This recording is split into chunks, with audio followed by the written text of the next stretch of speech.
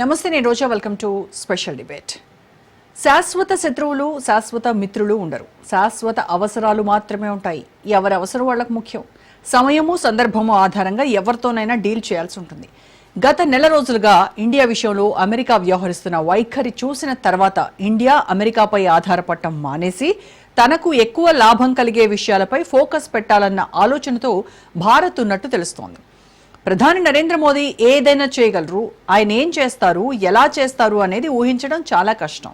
దేశంలో ఆయన గురించి తక్కువ మంది రాజకీయ నాయకులకు ఆయన గురించి తెలుసు.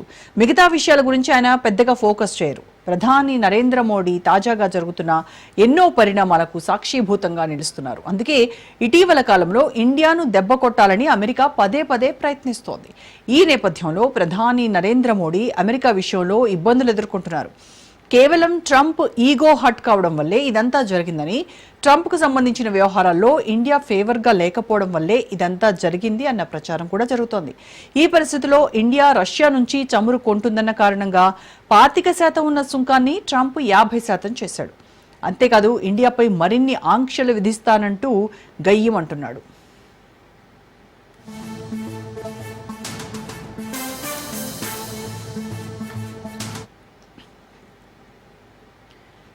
ఇలాంటి తరుణంలో దేశం ఇప్పుడిప్పుడే ముందుకు సాగుతున్నటువంటి టైంలో ఎలాంటి నిర్ణయం తీసుకున్నా దేశానికి, ప్రజలకు ఇబ్బంది కలగకుండా ఉండేలా తీసుకోగలగాలి.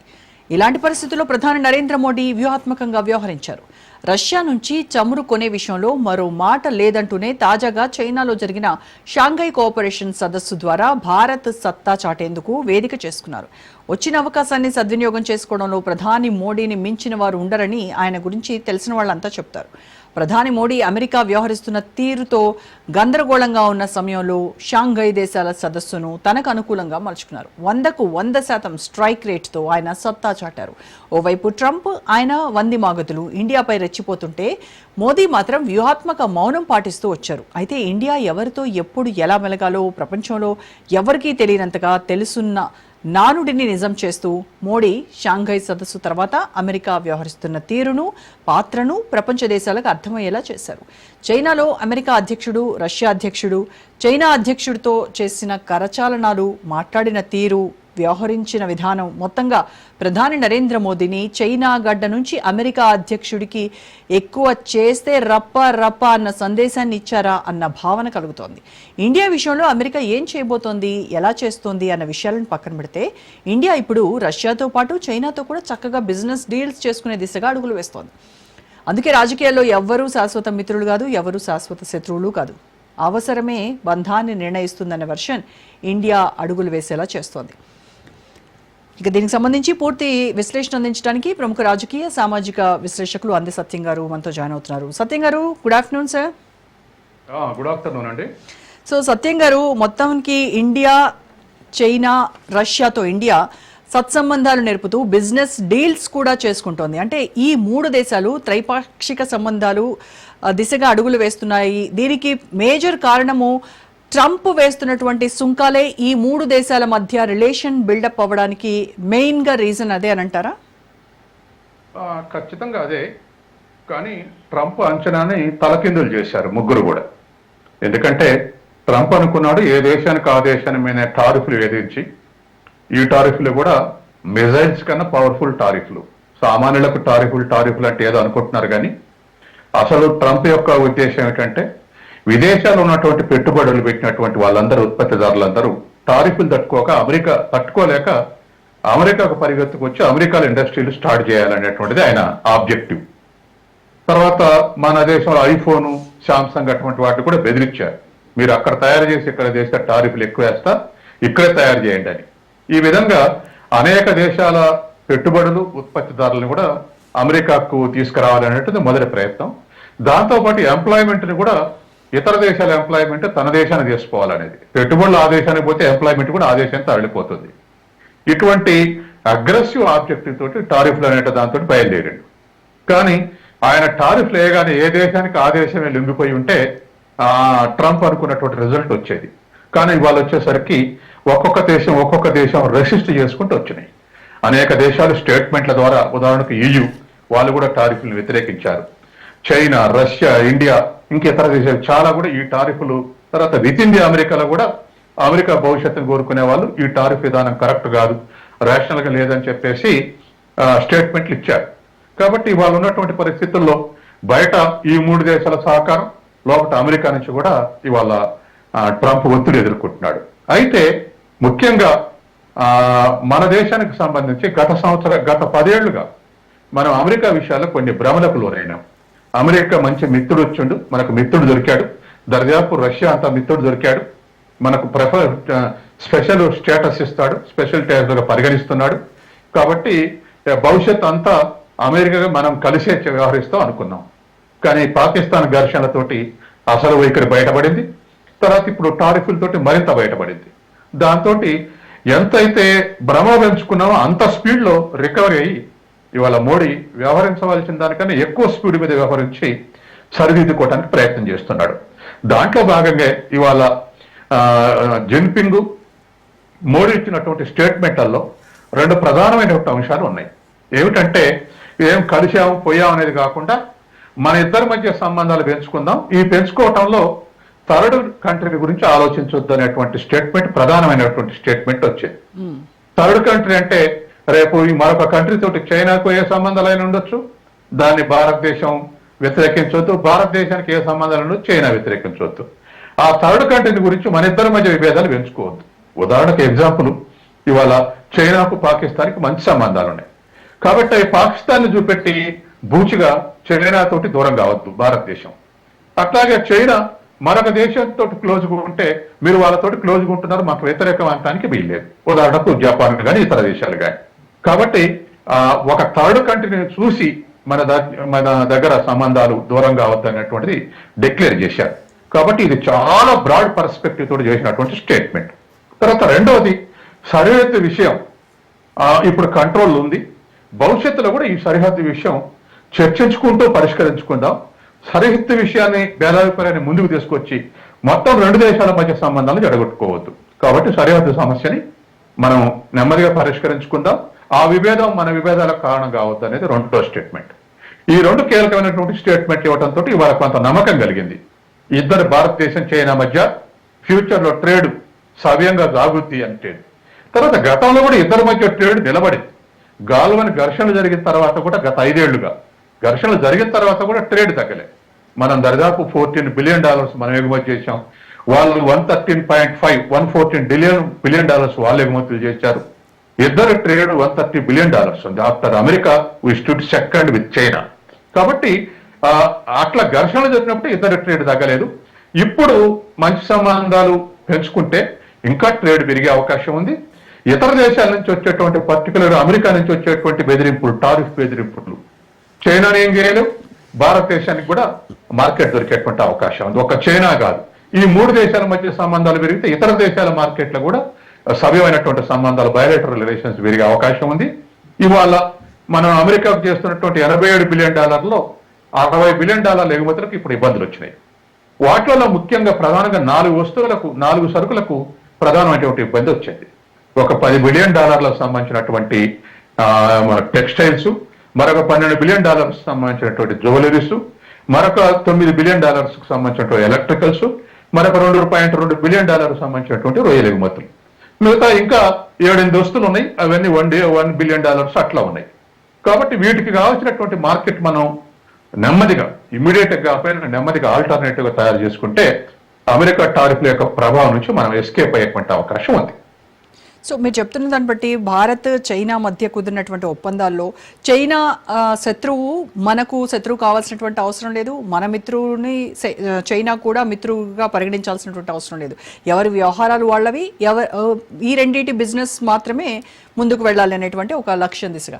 అయితే బ్రిక్స్ కూటమిలో కీలక సభ్యులుగా ఉన్నటువంటి ఈ 3 దేశాలు భారత్, రష్యా, చైనా, ఈ 3 కలిసి అమెరికా టారిఫ్స్కు వ్యతిరేకంగా పోరాటం చేయాలి అనేటువంటి ఆలోచన. దీనివల్ల మొత్తం మీద అమెరికాకి ఒక పెద్ద కుదుపు, అమెరికా పునాదులు కదిలేటువంటి అవకాశం ఉంది అని చెప్పేసి కూడా అంటున్నారు. వాస్తవమేనా సార్? ఇది స్టార్టింగ్ పాయింట్. ఎందుకంటే బ్రిక్స్ దేశాలు అయినందుకు లేదా ప్రత్యామ్నాయ కరెన్సీ గురించి మన చర్చలు జరిగినందుకు సమావేశంలో కన్నెర చేసి బ్రెజిల్ మీద కూడా 50% టారిఫ్ విధించండి. ఇప్పుడు బ్రెజిల్ అధ్యక్షుడు లోలా కూడా తిరుగుబాటు చేస్తున్నాడు. ఇది కరెక్ట్ కాదని చెప్పేసి మేజర్ కంట్రీస్ 5, 10 సభ్యులు ఉన్నప్పటికీ 5. ఈ 4 కాకుండా మన 3 దేశాలు, బ్రెజిల్ 4, తర్వాత సౌత్ ఆఫ్రికా 5. ఈ 5 దేశాలు కూడా బ్రిక్స్ లో ఆలోచనలు చేసినందుకే డాలర్ సెకండ్ స్థానాన్ని పంపించాలని చూస్తున్నారు అనేది ఆయన ఆబ్జెక్షన్. తర్వాత అమెరికాని కానీ డాలర్లు కానీ జోలికి వస్తే తాట తీస్తానటువంటి స్టేట్మెంట్లు ఇచ్చాడు. కానీ ఇవాళ అమెరికన్ ఎకనామిస్టే వోల్ఫ్ ఒక హెచ్చరిక చేశాడు. అయా, నీకన్నా నీ యూరోపియన్ నాటో కూటమి దేశాల కన్నా ఇవాళ బ్రిక్స్ దేశాల యొక్క ఎకానమీ జీడిపి ఎక్కువైంది, క్రాస్ అయింది. మీదంతా 28% అయితే వరల్డ్ ట్రేడ్ లో వాళ్ళది 35% చేరుకుంది. కాబట్టి మీ బెదిరింపులు పనికిరావు అని చెప్పేసి ఇంటర్నల్ కూడా ఒక హెచ్చరిక చేశారు. కాబట్టి ఇవాళ బ్రిక్స్ దేశాలు ఒకే ఒపీనియన్ ఉంటే ముందు సొంత కరెన్సీల ట్రేడ్ చేస్తే అక్కడే పెద్ద దెబ్బ తగులుతుంది. అంటే చైనా ఎగుమతుల్ని మనకు చైనా ఎగుమతులు చేస్తే మనం రూపాయల్లో చెల్లించడానికి ఒప్పుకోవటం, చైనా ఎగుమతి చేస్తే మనం యువాన్లో ఒప్పుకోవటం, ఇట్లా అన్ని దేశాలు ఓన్ కరెన్సీలు ఒప్పుకుంటే ఓన్ కరెన్సీల యొక్క రిజర్వ్స్ అకౌంట్ ఉంటుంది, దాని నుంచి ట్రాన్స్ఫర్ అవుతాయి. కాబట్టి ఇప్పుడు డాలర్లు లేదు మాకు, మేము దిగుమతి చేసుకోలేము అనేటువంటి ప్రశ్న ఉండదు. కాబట్టి డాలర్ నుంచి విముక్తి కావడానికి ఇది ఫస్ట్ స్టెప్. సెకండ్ స్టెప్, ఒకవేళ బ్రిక్స్ కరెన్సీ అంటూ ఈ దేశాల సభ్యులు ఒక కరెన్సీలో గతంలో యూరోప్ యూనియన్ యూరో తీసుకొచ్చినాయి. బ్రిటన్ తర్వాత పక్కకు దొరికింది అనుకోండి, కానీ ఈ బ్రిటన్ పక్కకు దొరికినాక కూడా ఇప్పుడు యూరోప్ యూనియన్ దేశాలు 27 ఉన్నాయి. ఆ 27 దేశాల్లో కామన్ కరెన్సీ యూరో ఉంది.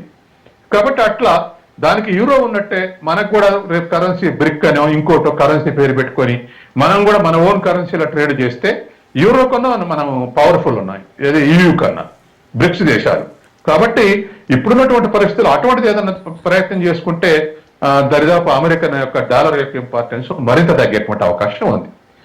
ఈ భయంతో ఇవాళ టారిఫ్ వెపన్ని ఇవాళ ప్రయోగిస్తున్నాడు. బ్రిక్స్ దేశాల మీద ఇంకా అగ్రెసివ్ గా బిహేవ్ చేయడానికి ఇది ప్రధాన కారణం. కాబట్టి ఈ 10 దేశాల మధ్య, ఈ బ్రిక్స్ 10 దేశాల మధ్య ఏ విధమైనటువంటి అండర్స్టాండింగ్ వస్తుంది, ఇది మాక్సిమం స్థాయికి పోతుందా అనేటువంటిది మనం వేచి చూడాల్సినటువంటి అంశం. తర్వాత మరొకటి ఏమిటంటే కార్డియల్ రిలేషన్స్ కి ఇంకొక ఇండికేషన్ అంటే ఇవాళ ప్రకటనలో షాంఘై సమావేశాలకు జిన్పింగ్ అధ్యక్షత వహించినందుకు నేను అభినందనలు జరుపుతున్నా, ఇది గర్వనీయం అని చెప్పేసి ఇవాళ మోడీ ప్రకటన ఇచ్చాడు.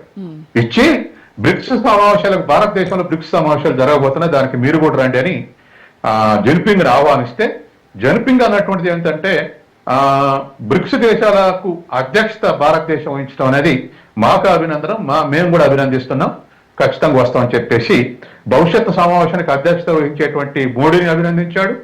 ఇవాళ రేపు అధ్యక్షత వహించే జిన్పింగ్ ని మోడీ అభినందించాడు. ఈ విధంగా ఒక ఆల్టర్నేటివ్, ఎందుకంటే ఒక్క అమెరికానే కాదు, చైనా కానీ మరొక దేశమైనా ఏకత్వ ప్రపంచం వైపు ఒకే దేశం చేతుల్లో ఎకడమిక్ అంటూ పొలిటికల్ పవర్ కేంద్రీకృతం అయితే అనేక అరిష్టాలు జరిగినాయి, ఇప్పటికి కూడా జరుగుతున్నాయి అనేక యుద్ధాలు. ఇప్పుడు మనకు ఆ టైం లేదు, కానీ ఇజ్రాయిల్ దాడి కానీ, ఇరాక్ మీద దాడి కానీ, ఇరాన్ మీద దాడి కానీ, ఇంకా ఇతర దేశాలు అనేక మీద బెదిరింపులు కానీ, ఇవన్నీ కూడా ఇవాళ ఏకద్రవ ప్రపంచం వల్ల ఇటువంటివి జరుగుతున్నాయి. కాబట్టి ఏ ప్రపంచంలో ఇలా కాకుండా ఆల్టర్నేటివ్స్ ఉంటే సామాన్య దేశాలు అన్ని కూడా కొంత లిబర్టీ లభించేటువంటి అవకాశం ఉంది.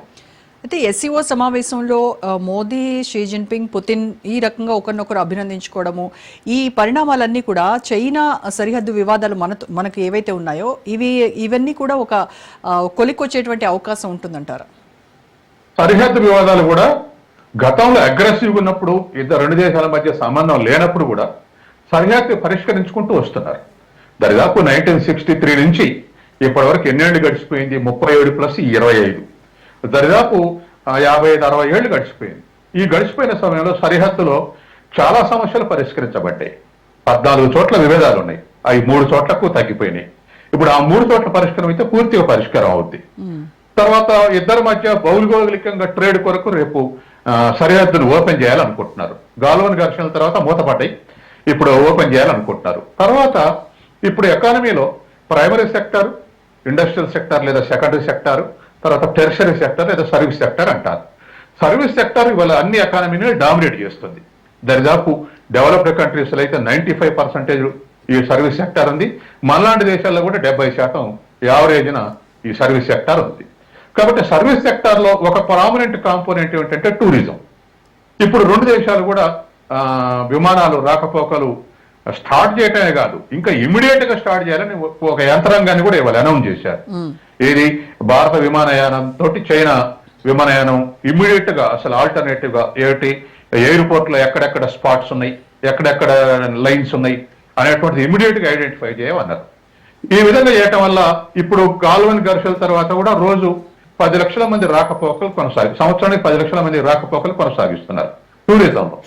రేపు ఇది కనుక అయితే విమానాలు ప్రారంభం, డైరెక్ట్ విమానాలు ప్రారంభం అయితే 3 మిలియన్ల మందికి పెరుగుతుందని ఒక అంచనా ఉంది. అంటే 30 లక్షల మంది ట్రేడ్. అంటే దీంట్లో టూరిజం కోసం పోయే వాళ్ళు ఉంటారు, బిజినెస్ పర్పస్ కోసం పోయే వాళ్ళు ఉంటారు. ఎటుబడి ఈ టూరిజం అనేటువంటిది సర్వీస్ సెక్టర్ ఒక ప్రధానమైనటువంటి కాంపోనెంట్. కొన్ని దేశాలు, కొన్ని రాష్ట్రాలు అయితే అసలు టూరిజం మీదే బతుకుతున్నాయి. ఉదాహరణకు శ్రీలంక ఉందనుకోండి, టూరిజమే దానికి ప్రధానమైనటువంటి ఆదాయం. మారుతీస్ ఉన్నాయనుకోండి, టూరిజమే ప్రధానమైనటువంటి ఆదాయం. అట్లాగే మన దేశంలో కాశ్మీర్ ప్రధాన ఆదాయం. కాబట్టి టూరిజంకి అంత ఇంపార్టెన్స్ ఉంది ఇవాళ. అందుకని రెండు దేశాలు కూడా విమానాలు ఓపెన్ చేస్తే టూరిజం పెరిగితే అది కూడా రెండు దేశాలకు బెనిఫిట్ అవుతుంది. అది వ్యాపార పరంగా టూరిజం బెనిఫిట్ గా అయ్యేటువంటి అవకాశం ఉంది. కాబట్టి ఇమ్మీడియట్ గా 1 by 1 సార్ట్ అవుట్ చేస్తా ఉన్నారు. దరిదాపు షాంఘై సమావేశాల తర్వాత ఇంకా కొన్ని ఈ ఎక్స్పర్ట్ కమిటీస్ ఎక్స్చేంజ్ చేసుకున్నప్పుడు ఇంకొన్ని పాజిటివ్ విషయాలు మనకు బయటకు వచ్చే అవకాశం ఉంది. అయితే ఇండియాకు చైనాకు రష్యా నేను మద్దతు ఇస్తాను, మీకు అండగా నిలబడతాను, ఎలాంటి అవసరమైనా సరే నేను సాయం చేయడానికి ముందుకు వస్తాను అని రష్యా చెప్పడం. అంటే ఇప్పుడు రష్యా నుంచి మనకు ఇంధన పరంగా కావచ్చు, ఇటు రక్షణ రంగకు సంబంధించి ఆయుధాలకు సంబంధించి కావచ్చు మనం హెల్ప్ తీసుకుంటున్నాం. సో ఇవి కాకుండా ఇంకా మనం రష్యా నుంచి ఎటువంటి హెల్ప్ ఆస్కారం ఉందంటారు? ప్రధానంగా ఎకానమీస్ పరంగా చూస్తే నెంబర్ 1 పొజిషన్ లో $20 ట్రిలియన్ రష్యా, మనం $4 ట్రిలియన్ మనం ఉన్నాం. అది $2 ట్రిలియన్ తోటి విడిపోయిన తర్వాత మిగతా 14 రిపబ్లిక్లు విడిపోయిన తర్వాత రష్యా ఎకానమీ పరంగా చిన్న ఎకానమీ. కానీ ఇంటర్నల్ గా నేను ఇంతకుముందు చెప్పినటువంటి పర్చేజింగ్ పవర్ ప్యారిటీ ప్రకారం లెక్కేస్తే రష్యా $7 ట్రిలియన్ ఎకానమీ. దాని బలం దానికి ఉంది. తర్వాత అబాండెంట్ మినరల్స్ ఇతర అనేకమైనటువంటి ఉన్నాయి. అవన్నీ కూడా సప్లై చేసేటువంటి అవకాశం ఉంది. తర్వాత రెండవది పెద్ద ఇంపోర్టర్లు ప్రపంచంలో ఎవరంటే ఇండియా, చైనానే. ఏది ఆయిల్ ఇంపోర్టర్స్. కాబట్టి ఆయిల్ ఇప్పుడున్నటువంటి దానికన్నా కూడా ఇంకా ఎక్కువ ఇచ్చేటువంటి అవకాశం ఉంది రెండు దేశాలకు. కాబట్టి ఈ రెండు దేశాలకు ఇది కొరత ఉంది. కాబట్టి వీటిని మరింత ఉదాహరణకు మన ఇండియా 18% మన ఆయిల్ బావుల ద్వారా లభిస్తుంది. 82% దిగుమతి చేసుకుంటున్నాం. అట్లాగే చైనా కూడా. కాబట్టి రష్యా ఆయిల్ అమ్మటమే కాకుండా ఇతర మినరల్స్ కానీ ఇతర కూడా సప్లై చేసే అవకాశం ఉంది. డిఫెన్స్ టెక్నాలజీలో it is on par with US develop అయి ఉన్నది. కాబట్టి అనేక రకాలుగా ఈ విధమైనటువంటి సహకారం అందేటువంటి అవకాశం ఉంది. తర్వాత పర్చేజింగ్ కెపాసిటీ కూడా మన తలసరి ఆదాయం $2,800 అయితే రష్యా తలసరి ఆదాయం $16,000. కాబట్టి ఆ పర్చేజింగ్ పవర్ కూడా అక్కడ ప్రజల యొక్క కొనుగోలు శక్తి కూడా మనం కావాల్సినటువంటి వస్తువులు ఎక్స్పోర్ట్ చేసేటువంటి అవకాశం ఉంది. అయితే రిక్ ఫార్మేట్ అని రష్యా, ఇండియా, చైనా ఈ 3 దేశాలు కలిసి పనిచేయాల్సినటువంటి సమయం ఆసన్నమైంది అని రష్యా విదేశాంగ మంత్రి లావ్రోవ్ చెప్పారు. అయితే ఈ 3 దేశాల త్రైపాక్షిక సంబంధాలు మనకు తెలుసు 1990 నుంచే స్టార్ట్ అయినప్పటికీ కూడా ఇప్పుడు ఈ ప్రస్తుతం ఉన్నటువంటి పరిస్థితుల దృష్ట్యా దీన్ని ఇంకొంచెం స్ట్రెంథెన్ చేయాలనేటువంటి ఆలోచనలో ఉన్నాయి. సో ఈ 3 కనుక ఇదే రకంగా వ్యూహాత్మకంగా అడుగులు వేస్తూ వెళ్తే ఈ మొత్తం తతంగాన్ని పరిశీలిస్తున్నటువంటి అమెరికా ఈ వ్యవహారాన్ని ఎలా చూస్తుందంటారు? ఆల్టర్నేటివ్స్ అంటే లైక్ సుంకాలు తగ్గించడం కావచ్చు, ఇలాంటి డెసిషన్ కూడా వస్తుందంటారు ఫైనల్ గా అమెరికా? ఖచ్చితంగా వెనక్కు తగ్గాల్సి వస్తుంది. అమెరికా వెనక్కు తగ్గాల్సి వస్తుంది, రేషనలైజ్ చేసుకోవాల్సి వస్తుంది టారిఫ్స్ ని. ఎందుకంటే America economy domestic production, domestic consumption కన్నా సర్వీసెస్ ఎక్స్పోర్ట్ చేసే అమెరికాను బలపడింది. కాబట్టి ఇవాళ ఉన్నటువంటి పరిస్థితుల్లో మరి ఇతర దేశాలన్నీ ఒకే విధంగా వ్యవహరిస్తే అప్పుడే రిక్ని మనం ఆశించలేము. ఎందుకంటే మనకు చైనాకి ఇప్పుడు చైనా రష్యా ఒక అండర్స్టాండింగ్లు ఉన్నాయి, మనం రష్యా ఒక అండర్స్టాండింగ్ లేదు. చైనా ఇండియా ఇంకా ఇప్పటికే ఒక మినిమం స్టార్ట్ అయింది, మినిమం లెవెల్లోనే ఉన్నది. కాబట్టి ఇది ఇంకా ఎంతవరకు ముందు బలపడితే అప్పుడు రిక్కు గురించి ఆలోచించే అవకాశం ఉంది. కాబట్టి ఇమ్మీడియట్ గా ఈ 3 దేశాల మధ్య ఒక ప్లాట్ఫామ్ క్రియేట్ అయింది, బ్రిక్స్ లెక్క, షాంఘై లెక్క అని మనం అప్పుడే ఆశించలేము. కాకపోతే అవి కేవలం ఇంటలెక్చువల్స్ యొక్క ఆలోచనలే తప్ప అప్పుడే మెటీరియలైజ్ అయ్యేటువంటి అవకాశం లేదు నాకున్న అంచనా ప్రకారం. కాబట్టి అది ఈ ప్లాట్ఫామ్స్ అన్ని కూడా రేపు సెల్ఫ్ సబ్సిడెన్సీగా తయారైతే ఆ మేరకు అమెరికా నష్టపడుద్ది. ఉదాహరణకు గతంలో 1945లో బ్రిటిష్ ఇంపీరియలిజం ఎందుకు అమెరికా కన్నా పవర్ఫుల్ ఇంపీరియలిజం 1945లో బ్రిటిష్ అన్ని దేశాలను పరిపాలించింది. కానీ సెకండ్ వరల్డ్ వార్ లో ఓడిపోవడంతో ఫాసిజం ఓడిపోతుంటే అనేకమైనటువంటి దేశాలు విముక్తమైనవి. బ్రిటన్ చేతుల నుంచి విముక్తమైనవి, ఇతర దేశాల నుంచి విముక్తమైనవి. మీరు స్వాతంత్ర దినోత్సవాల డేట్లు చూడండి, 45 నుంచి 55 వరకు ఆ 10 ఏళ్లలో 82 దేశాలకు స్వాతంత్రం వచ్చింది. అంటే ఒక మార్పు, దానివల్ల వచ్చేటువంటి రిపర్కషన్స్ ఎంత పాజిటివ్ ఉంటాయో చూడండి. కాబట్టి రేపు కూడా ఈ బ్లాక్స్ అన్ని బ్రిక్స్ కానీ షాంఘై కానీ ఎటువంటి సక్సెస్ఫుల్ గా నిలబడగలిగితే అప్పుడు రిక్కు ఆలోచన కూడా వచ్చే అవకాశం ఉంది. ఈ అమెరికా టారిఫ్స్ కు వ్యతిరేకంగా ఈ 3 దేశాలు కలిసి చేసేటువంటి ఈ ఉమ్మడి వ్యూహాలు ఎలా ఉండొచ్చు అంటారు? ప్రధానంగా మనకు నేను ఇంతకుముందు చెప్పినట్టు దరిదాపు 14 సరుకులు ఇప్పుడు మన దెబ్బతింటున్నాయి అమెరికా టారిఫ్ వల్ల. ఈ 14 సరుకులు దరిదాపు ఒక $45 బిలియన్ ఉంటాయి. అమెరికా ఎగుమతుల్లో దరిదాపు 50% ఉంటాయి. ఈ ముఖ్యంగా ఈ 14 సరుకులకు మనం మార్కెట్ వెతుక్కోవాలి. ఈ మార్కెట్ వెతుకుల్లో చైనా ఏ మేరకు ఉపయోగపడుతుంది, రష్యా ఏ మేరకు ఉపయోగపడుతుంది, రష్యన్ మార్కెట్ ఏ విధంగా ఉపయోగపడుతుంది, చైనా మార్కెట్ ఏ విధంగా ఉపయోగపడుతుంది, తర్వాత డొమెస్టిక్ మార్కెట్లో ఏ మేరకు కన్జంప్షన్ పెంచుకోగలుగుతాం. వాస్తవానికి చైనా చాలా ముందు చూపుతోటి వ్యవహరించింది ఈ విషయంలో. 7 ఏళ్ల కింద మొత్తం ఎక్స్పోర్ట్ మీద ఆధారపడింది చైనా. కానీ 7 ఏళ్ల కింద అమెరికా నుంచి పసిగట్టి, ఇటువంటి వాతావరణం వచ్చేది పసిగట్టి వాళ్ళు డొమెస్టిక్ గా పనికి వచ్చేటువంటి వస్తువులు ఎక్కువ ఉత్పత్తి చేయడం ప్రారంభించారు 7 ఏళ్ల నుంచే. అంటే చైనా ప్రజల కన్జంప్షన్కి ఏం ఉపయోగపడతాయో వాటి మీద కాన్సన్ట్రేట్ చేసి ఉత్పత్తి చేసుకుంటూ వచ్చారు. ఇండియా ఇప్పుడు ప్రారంభించాల్సి వస్తుంది. పోయినసారి ఏదో నిర్మలా సీతారామన్ బడ్జెట్ లో 12,70,000 ఇన్కమ్ ట్యాక్స్ ని రిబేట్ ని పెంచారు. ఎందుకంటే కొనుగోలు చేయాలి అని, కొనుగోలు శక్తి ఉన్నటువంటి వాళ్ళు కొనుగోలు చేయాలి, డొమెస్టిక్ మార్కెట్ పెంచడానికి ఆ పని చేశారు. ఇప్పుడు జిఎస్టీ కూడా తగ్గిస్తే ధరలు తగ్గుతాయి, ధరలు తగ్గితే డొమెస్టిక్ గా ఇంకెక్కువ కన్జంప్షన్ పెంచే అవకాశం ఉంది. ఈ ఏడాదిలో మనం ఈ ఆలోచనలు చేస్తున్నాం. 7 ఏళ్ల కింద చైనా ఆలోచనలు ప్రారంభించింది. కాబట్టి మనం డొమెస్టిక్ గా ఎంత సక్సెస్ అవుతాం, ఈ కొత్త మార్కెట్లు కనుక్కోవడం ద్వారా ఎంత ఆల్టర్నేటివ్ మార్కెట్ల కోసం ఎంత సక్సెస్ అవుతాం అనేది కొంతకాలం పోతే మాత్రం మనకు తెలిసేటువంటి అవకాశం ఉంది. అయితే మన భారత్ పై అమెరికా విధించినటువంటి ఈ సుంకాలకు కారణం కేవలం ఆ అధ్యక్షుడికి ఉన్నటువంటి ఈగో హర్ట్ అవ్వడం వల్లనే అనేది విశ్లేషకులు చెప్తున్నటువంటి మాట. అయితే ఒక దేశాధ్యక్షుడి ఈగో వల్ల ఆ దేశమే పతనం అవుతోంది, ఆయన ఈగో దీనికి కారణమవుతోంది అన్న దాన్ని మొత్తం ఓవరాల్ గా అంతర్జాతీయ సమాజం ఎలా చూస్తుందంటారు దీని అంతటిని? టోటల్ గా నేను ఈగో అనుకోనండి, ఎక్స్పెక్టేషన్ చేస్తున్నారు. కానీ టోటల్ గా ట్రంప్ యొక్క ఈగోనే ఇలా టారిఫ్లకు దారితీసిందని నేను అనుకోను. ఎందుకంటే ఇతర దేశాలతోటి వాళ్ళకు ట్రేడ్ గ్యాప్ ఉంది, డిఫెన్స్ లో ఉన్నారు. ఉదాహరణకు మనకు ప్రతి సంవత్సరం $41 బిలియన్ మనకు బాకీ పడుతుంది అమెరికా. మనం $87 బిలియన్ అయితే మనం దిగుమతి చేసుకునేది $41 బిలియన్. $46 బిలియన్ లోటు ఫేస్ చేస్తుంది. చైనా తోటి అయితే అమెరికా చైనాకి ఎగుమతి చేసేది $140 బిలియన్ అయితే చైనా చేసేది $440 బిలియన్. వాళ్ళతోటి చాలా డిఫరెన్స్ ఉంటుంది. దరిదాపు $300 బిలియన్ లోటు ఉంటుంది, $340 బిలియన్ లోటు ఉంటుంది. ఇట్లా అన్ని దేశాలతోటి ఈ లోటు పెరిగి అమెరికా ఎకానమీ మీద ప్రెజర్ పెరుగుతుంది. తర్వాత అమెరికా అప్పులు కూడా తీవ్ర స్థాయికి పెరిగినాయి. ఇప్పుడు అమెరికన్ జీడిపి $30 బిలియన్ అయితే అప్పులు $37 బిలియన్ ఉన్నాయి. అంటే దరిదాపు 124% అప్పుల శాతం ఉంది. వీటన్నిటి నుంచి బయటపడటానికి ట్రంప్ ఈ విధమైనటువంటి టారిఫ్లు ఏదిస్తే వాళ్ళ దేశానికి వచ్చేటువంటి వస్తువుల ధరలు పెరిగి, వాళ్ళ ఎక్స్పోర్ట్స్ ఇతర దేశాల ధర పెరిగి, ఇతర దేశాల నుంచి వచ్చేటువంటి ఇంపోర్ట్స్ ధరలు తగ్గితే ఆ గ్యాప్ తగ్గుతుంది అనేటువంటి ఉద్దేశం ప్రధానమైంది. రెండవది, ఇతర దేశ పెట్టుబడులు ఆ దేశాల్లో ఉండకుండా వాళ్ళ దేశాన్ని చేసుకోవాలి, అది రెండవది. మూడవది, ఇతర దేశాల పెట్టుబడులు వాళ్ళ దేశం పోతే ఎంప్లాయ్మెంట్ కూడా వాళ్ళ దేశానికి పోతుంది అనేది 4. ఇటువంటి అన్ని ఒక 60 కాజెస్ ఉన్నాయి. అందులో ఒక కాజు ట్రంప్ హర్ట్ అయి కూడా ఉండొచ్చు. ఏది నేను చెప్తే వినాలి ఎవరైనా అనేటువంటి తత్వంలో ఉన్నాడు. అందుకని ఆ అహంభావం మనకు బయటపడుతుంది. నేనే 7 యుద్ధాలను ఆపిల్ అనే స్టేట్మెంట్ ఇస్తున్నాడు. తర్వాత రెండవది, మోడీని కూడా హత్య చేశాడు కదా. ఏంటంటే ఇవాళ నేనే ఆపిన, ఇప్పుడు మనకేమో బయలాటరల్ రిలేషన్స్ లో గతంలో నెహ్రూ కాలంలోనే మనకు పాకిస్తాన్కి ఒక ఒప్పందం, ద్విపక్ష ఒప్పందం. ఏ సమస్య వచ్చినా మనం పరిష్కరించుకోవాలి, దాన్ని మనం సిమ్లా ఒప్పందం అంటున్నాం. ఏ సమస్య వచ్చినా మన రెండు దేశాలు పరిష్కరించుకోవాలి తప్ప థర్డ్ కంట్రీని ఇన్వాల్వ్ కానివద్దని ఇద్దరు అగ్రిమెంట్కి వచ్చారు. తర్వాత లాహోర్ డిక్లరేషన్ లో, ఆ వాజ్పేయి టైంలో లాహోర్ డిక్లరేషన్ లో కూడా అదే రిపీట్ చేశారు, ఇంకో దేశం ఇన్వాల్వ్ కావడానికి లేదని.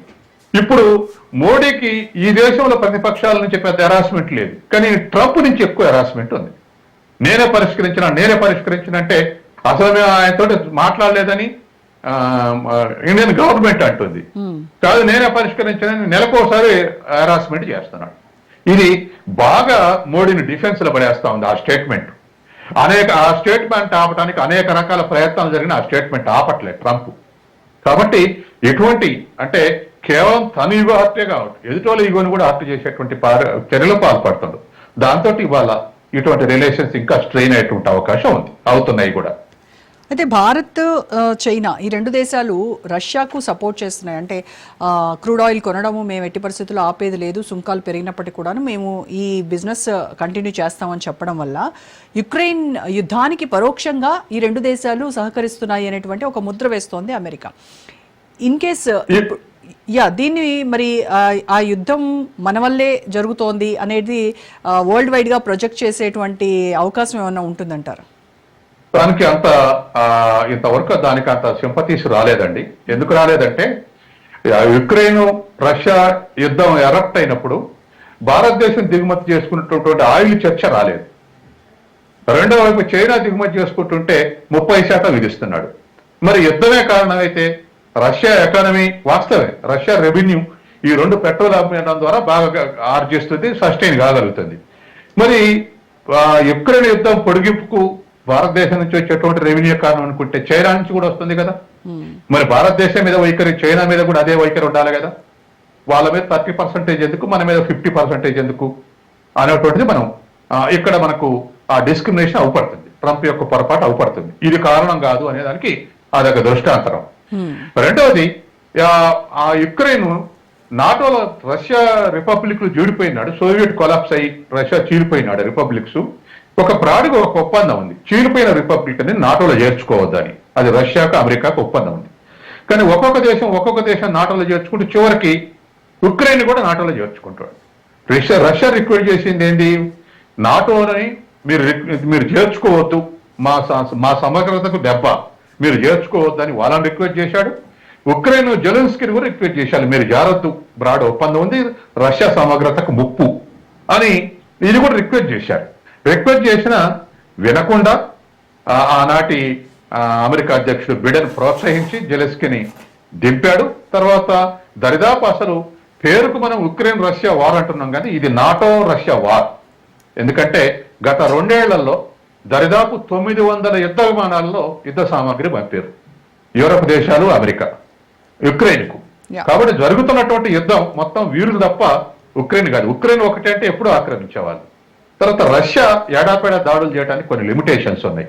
ఉక్రెయిన్ లో 18% మంది రష్యన్స్ ఉన్నారు. తర్వాత డెన్స్కీ ఏరియాలో అయితే 48% రష్యన్స్ ఉన్నారు. కాబట్టి ఉక్రెయిన్ కొలాప్స్ అయితే 20% రష్యన్స్ కూడా కొలాప్స్ అవుతారు. కాబట్టి సరెండర్ కావటం కోసమే ప్రెజర్ వేస్తున్నారు. అలా జెలెన్స్కీ కూడా ఇప్పుడు ఏది లాభం, యుద్ధం మానేస్తే లాభమా లేదా అమెరికాతో ఒప్పందం చేసుకుంటే లాభం అని ఎదురు చూస్తున్నాడు. కాబట్టి ఇది ఏమైనా ఇవాళ కేవలం రష్యా వారు భారతదేశం ఆయిల్ కొనటం ద్వారానే అనేటువంటిది పాక్షిక సత్యం. Right, thank you so much Satyam గారు. ఇది వాళ్ళ special debate. Stay tune to Raj.